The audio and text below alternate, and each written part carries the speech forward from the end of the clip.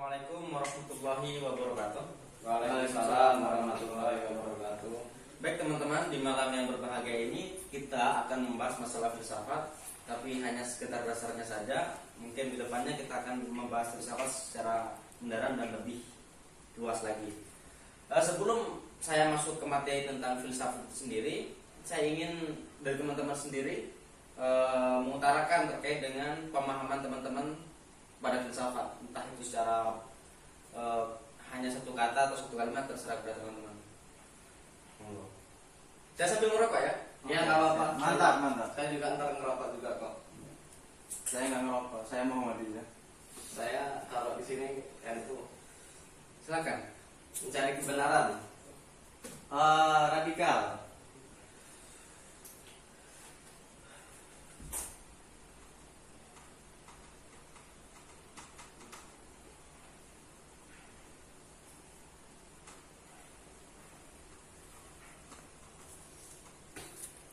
Baik. Kalau secara definitif mungkin secara istilah, ketika teman-teman mendengar kata filsafat, apa yang ada di benak kawan-kawan? Kalau secara istilah, menurut saya ya, filsafat itu the mother of science, ibunya para ilmu. Jadi filsafat ini yang akan menumbuhkan ilmu-ilmu, menciptakan ilmu-ilmu. Bukan begitu, pemateri? Bisa. Apa yang dikatakan teman-teman, menurut saya itu adalah sebuah kebenaran, dan itulah filsafat. Karena ketika saya minta teman-teman untuk menyebutkan kata filsafat, di sana teman-teman ada proses berpikir, sehingga teman-teman menyebutkan apa yang teman-teman sebutkan tadi. Nah, proses berpikir tadi sampai kepada teman-teman menyebutkan, itu adalah sebuah perjalanan. Mau tidak mau itu sebuah perjalanan, walaupun sangat singkat perjalanan tersebut. Entah 1 detik, 2 detik, 3 detik, itu adalah sebuah perjalanan yang mengantarkan kepada kebenaran. Yang perlu digarisbawahi, filsafat tidak pernah berbicara kebenaran. Memang kebenaran adalah hasil daripada filsafat. Tapi inti dari filsafat bukanlah kebenaran, tapi perjalanan.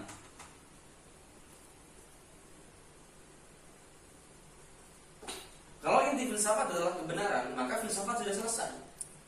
Karena sejak dahulu para filsuf sudah melabuhkan kapalnya kepada pelabuhan, benar dermaga, ya enggak? Jadi intinya filsafat yang ditekankan dalam filsafat sebuah perjalanan menuju kebenaran. Karena filsafat itu sendiri mudahnya bisa kita artikan adalah cara berpikir, cara pandang, cara menyembuhkan sesuatu. Nah, sehingga sampai kepada sesuatu. Sampai itu hasil daripada filsafat. Banyak orang yang keliru di sini, mengatakan bahwa filsafat adalah kebenaran. Tidak, filsafat bukanlah kebenaran. Kalau filsafat kebenaran berarti selesai filsafat. Karena hal benar sudah ditemukan. Karena kapal sudah berlabuh. Ya, tapi kemudian masih ada kapal-kapal yang lain yang berlabuh ke sebuah tempat yang baru, kadang bahkan sekarang baru ada yang mulai menyalakan mesin kapalnya, baru ingin berfilsafat. Nah, muncul pun pertanyaan, kenapa kita harus berfilsafat, atau pentingkah filsafat ini kita pelajari? Tentu saja.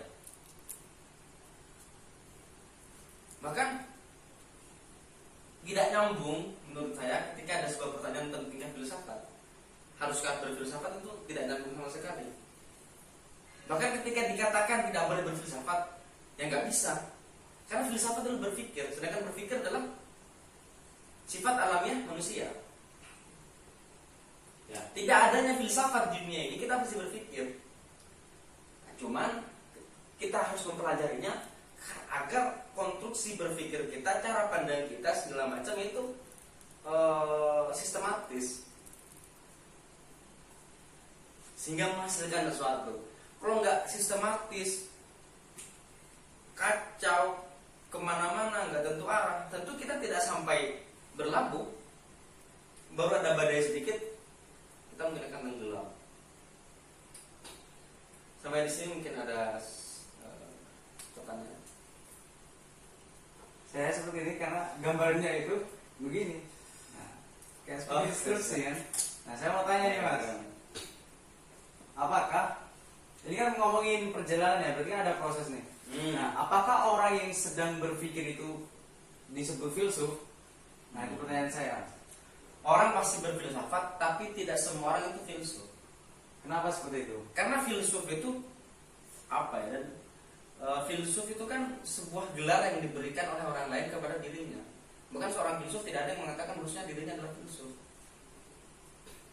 Nah, filsuf kan gelar. Dan kenapa kok dia bisa digelari? Karena dia sudah mencapai derajat tersebut. Nggak semuanya orang yang berpikir dikatakan filsuf. Nah, nanti kita akan sampai kepada ciri-ciri berpikir filsafat segala macam. Apakah kemudian kita sudah melalui itu semua? Banyak nanti, ada radikal, ada sistematis, ada koheren, ada apalagi universal dan yang lain-lain. Nah, ketika kita sudah melalui itu, kita bisa menjadi seorang filsuf, dan ketika kita sudah mendapatkan sebuah teori atau sebuah ilmu pengetahuan yang disebut benar. Nah, filsafat itu bagi saya adalah berpikir atau kalau kita ambil tarik kepada asal bahasanya, filsafat, filosofia, cinta kepada bijaksana. Orang yang berpikir orang yang bijaksana, karena dia tidak menerima keadaan begitu saja. Tapi apakah dia akan berakhir di sebuah hasil? Nah, ini yang kemudian membedakan antara filsuf atau tidak. Dan tentunya untuk menuju ini sangat susah. Kalau teman-teman mempelajari bagaimana filsuf menjalani hidupnya, teman-teman akan mengetahui seberapa besar akibat bahkan menjadi filsuf. Terancam dibunuh, terancam dipenjara, bahkan dikucilkan dari masyarakat, begitu. Dibenci, diintimidasi, segala macam. Kalau saya yang baca, kalau teman-teman nanti beli buku dasar-dasar filsafat, contoh Ali Maksum, Muhammad Hatta, Maskur Ali Rahman, Maskur Pak Mas, bukunya Pak Maskur, segala macam, itu kan teman-teman akan menemui di situ bahwasanya filsafat itu adalah orang yang mencoba naik sebuah tiang, dan dari sana teman-teman akan melihat ke bawah, melihat keadaan yang sebenarnya. Jadi filsuf itu atau filsafat itu tidak menerima suatu dengan gegabah, tidak mudah menyimpulkan, tapi dia ada proses analisis, berpikir, sehingga dia punya kesimpulan. Kalau di dunia sopi digambarkan di bab topi pesulap, gimana seorang pesulap mengeluarkan kelinci dari topinya, kemudian di antara bulu-bulu halus kelinci itu ada kuman-kuman yang naik ya ke bulu-bulu tersebut dan melihat siapa yang sebenarnya yang mengeluarkan kelinci tersebut. Nah, itulah filsuf. Penonton ya. Itulah filsuf yang dia tidak hanya menikmati hidup, tapi ingin tahu di dalam kenapa ada hidup, siapa yang menciptakan hidup, ketika setelah selesai kehidupan kemanakah kita. Nah, gitu. Tapi inti dari filsafat, saya tetap memastikan bahwasanya filsafat adalah berpikir. Makanya nggak pernah filsafat itu bertentangan dengan agama, dan sangat bodoh ketika kita mempertentangkan agama dan filsafat. Karena agama itu tentang keyakinan, tentang keimanan, tentang tameng yang melindungi kita, tentang pedoman. Filsafat berpikir, nggak bertentangan. Apa yang bertentangan? Bertentangankah air dan pesawat? Ya enggak. Karena dua hal yang berbeda. Bertentangankah air dan minyak? Bisa kita bertentangan karena sama-sama cair, ada sesuatu yang sama di sana, sehingga bisa ditentangkan. Ini dua hal yang berbeda. Kok mau ditentangin? Pasti bertentangan loh, maksudnya. Dan ngapain kita mempertahankan dua hal yang berbeda? Kita punya tameng, punya keimanan dengan beragama, tapi kita punya pisau analisis, punya cara berpikir dengan filsafat. Nah, dalam apa namanya ilmu mantik jelas disebutkan al insan hayawanun, nah kalau nggak salah itu dari Muhammad Abdul, manusia adalah hewan yang berpikir. Yang membedakan manusia dengan makhluk lainnya karena punya daya untuk berpikir. Sampai di sini mungkin ada yang ditanyakan. Aku ini mau kasih contoh satu kasus ya. Misalnya Latif belajar filsafat, dia mempertanyakan adanya Tuhan, sedangkan Latif sendiri beragama Islam. Nah, sampai di situ puncaknya Latif adalah ketika mempertanyakan apakah Tuhan itu ada. Jadi kan kayak apa ya, seakan-akan Latif itu sesat lah. Nah, kalau kasus kayak gini gimana?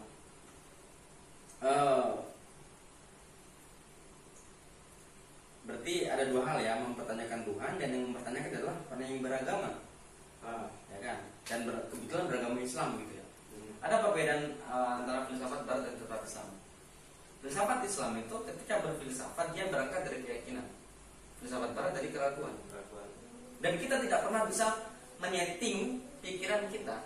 Kita nggak bisa melarang otak kita untuk berpikir. Makanya sering banget kan cewek itu semakin aku melupakannya, semakin aku mengingatnya. Karena kita tidak bisa mengontrol pikiran itu. Dan pikiran selalu muncul, ya, dan kita nggak bisa mengatur apa yang akan timbul di otak kita. Ya, kadang Tuhan muncul di sini, kadang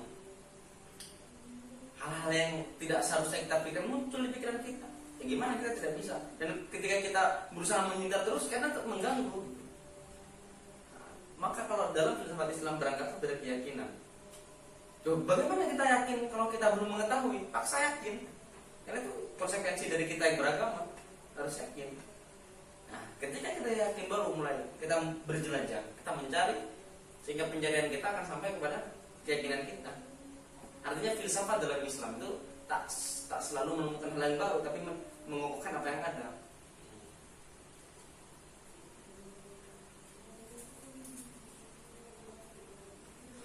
Ada yang lain? Aku mau nanya nih, masih pertanyaanku yang tadi. Ngomongin filsuf ini kan tadi masnya bilang itu adalah sebuah gelar. Nah, bagaimana caranya mendapatkan gelar itu? Beruntungnya nggak ada filsuf yang ketika dia berfilsafat mendapatkan gelar. Nah, katanya ada gelar tadi. Iya, gelar itu digelar oleh masyarakat. Filsuf itu bukan seperti profesor, bukan seperti doktor, bukan seperti insinyur yang dia mendapatkannya karena program pendidikan segala macam distempel. Nah, kalau filsuf tidak ada syarat di sana, atau tidak ada tidak ada pendidikan khusus sehingga dia harus menjadi filsuf. Jadi ini berangkat dari kesadaran murni dari seseorang untuk mencari sebuah kebenaran dengan penelitian, dengan berpikir, dengan pengalamannya, dengan intuisinya segala macam, sehingga dia menciptakan sebuah hal yang baru. Nah, masyarakat menyebutnya dia filsuf. Jadi filsuf itu bukan gelar yang dikejar sebenarnya, atau bukan profesi filsuf itu. Ya, saya pertanyakan lagi. Nah, gelar ini kan dikasih dengan orang lain nih, Ya. dan dianggap oleh orang lain nih. Nah, untuk mendapatkan gelar itu harus mencapai apa dulu? Kenapa masyarakat ini bisa melabeli seseorang menjadi filsuf? Gitu. Ya itu tadi, ketika dia sudah sudah menggunakan cara-cara atau cara-cara dalam menentukan sebuah kebenaran. Untuk mencapai ke sini, ini kebenaran lah ya, atau ilmu pengetahuan. Kalau kebenaran terlalu ilmu pengetahuan.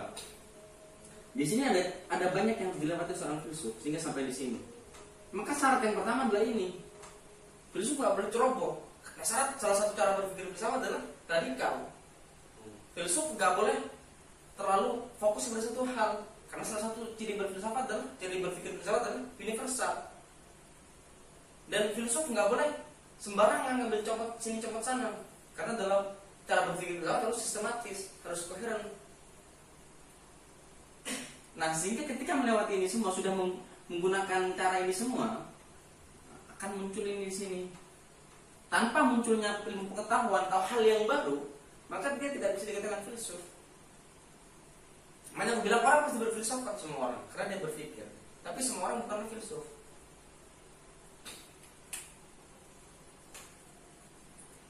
Berarti filsuf ini kayak penemu gitu kan, menemukan ilmu.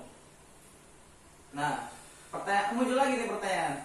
Apakah ilmu itu sebuah kebenaran? Soalnya dari tadi ngomongin filsafat ini adalah mencari kebenaran. Nah, ketika filsuf ini udah menemukan suatu teori atau suatu ilmu, apakah ilmu itu adalah sebuah kebenaran?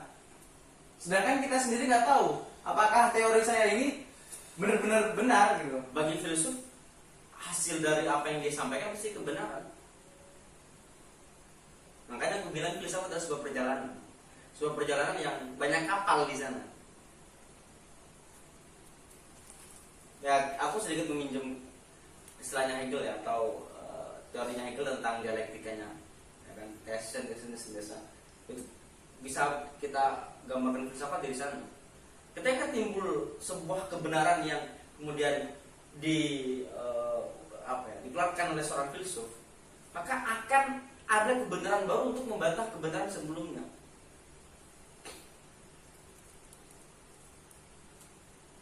Oke, I see. Nah, terus berjalan.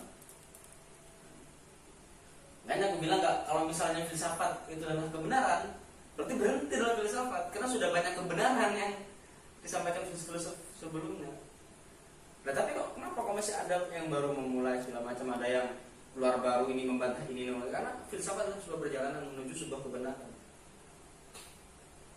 Entah itu benar atau enggak, ya itu urusan. Berarti penekanannya itu di perjalanannya kan? Perjalanannya. Nah, jadi ini contoh nih. Ketika seorang filsuf dia udah menemukan teori nih. Nah, terus ada orang lain dia mengkritisi teorinya itu, berarti dia juga sedang berfilsafat juga. Iya, segala hal menurutku kalau kita berpikir secara mendalam, ya kan, itu pasti berfilsafat, dan semua orang pasti pernah berpikir mendalam. Oke, paham. Kata kok bisa itu kan sudah ada di dunia ya, sering kita pakai lah. Kalau ditanyain setiap orang, kamu berapa kali menggunakan kata kok bisa selama hidup, ya kamu berjawab, artinya sudah sering kita berpikir. Tapi apakah kita melanjutkan kok bisa itu tadi, atau berhenti di kok bisa doang? Kok bisa ini ya? Besok ambil dengan pikiran-pikiran lainnya. Gitu. Aku tanya terkait tadi waktu diterangkan topik sulap, bagaimana seorang sulap memasukkan secari kertas ke dalam sebuah kopi dan muncullah sebuah kelinci. Nah, ketika aku bertanya, kenapa kok bisa jadi sebuah kelinci?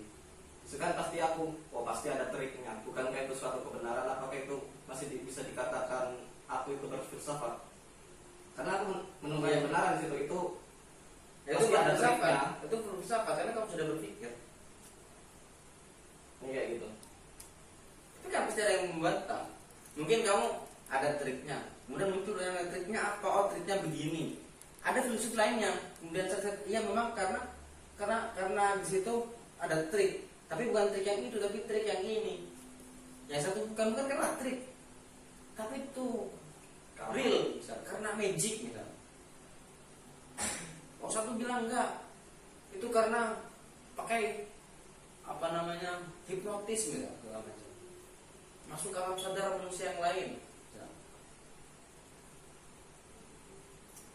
Itu semua kan sebuah perjalanan.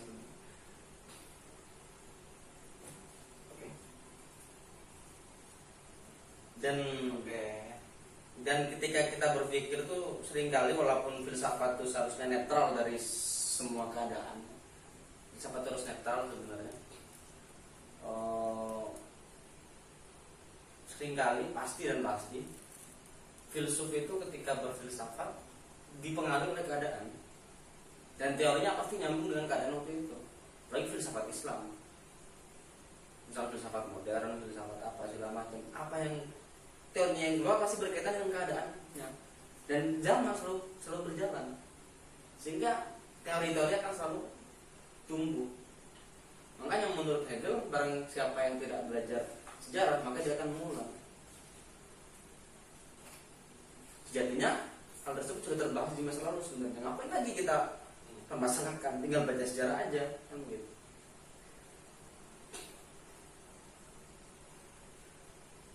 Kalau nggak ada lagi mungkin kita cukupkan ya pertemuan kita ini baru pengantar, artinya kita belum masuk ke definisi, belum masuk ke sejarah. Ini baru pemantik kita agar ngerti dulu arah filsafatnya sebenarnya kemana. Mungkin demikian teman-teman diskusi singkat kita kali ini. Semoga kita selalu tercerahkan dengan keadaan yang ada. Bila kita berhak, astagfirullah. Assalamualaikum warahmatullahi wabarakatuh. Waalaikumsalam warahmatullahi wabarakatuh.